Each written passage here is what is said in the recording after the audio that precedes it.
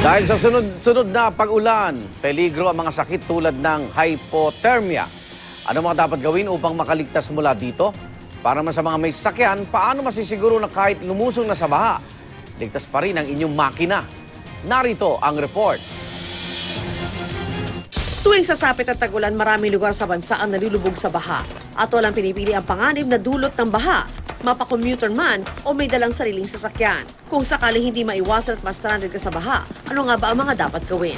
Ang mga commuter na exposed sa matagal na pagkalubog sa baha, pagkabasa sa ulan at malakas na hangin ay pwedeng makaranas ng hypothermia o ang delikadong paggaba ng temperatura ng katawan kung saan ay maaari kang manginig dahil sa lamig. Maaari ito magdulot ng fatigue, hypertension at iba pang masamang epekto. Kung ikaw ay nasa sitwasyong ganito, ano-ano nga kaya ang dapat na gawin?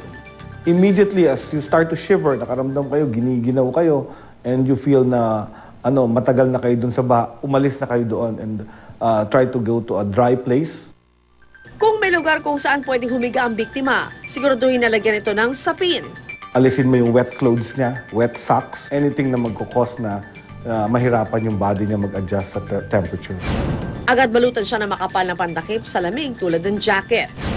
Makatutulong din sa kanila ang paghigop ng mainit na pagkain at inumin. Paano naman kung may dala kang sasakyan at naabutan ka ng baha sa kalsada? Ano ang dapat mong gawin? I-off ang aircon para yung power ng engine hindi magbago. Kaya kung ang aircon natin naka-off, mas maganda. Ang power, mas malakas. Maging mapagmasid. Kung inabot na ng tubig ang gutter, tanda na ito ng pagtaas ng tubig.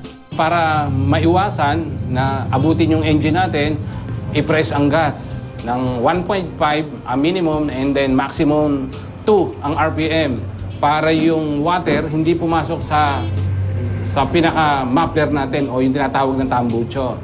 Make sure na ang shifting gear natin naka-first gear. Ito kasi ang pinaka-lower gear. Pag first gear, mas malakas ang engine.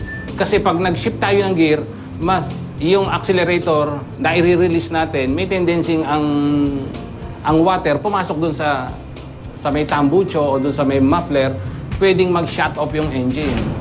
Sa oras na hindi maiwasan ang baha, maging alerto, magmasid at manigurado para sa iyong kaligtasan.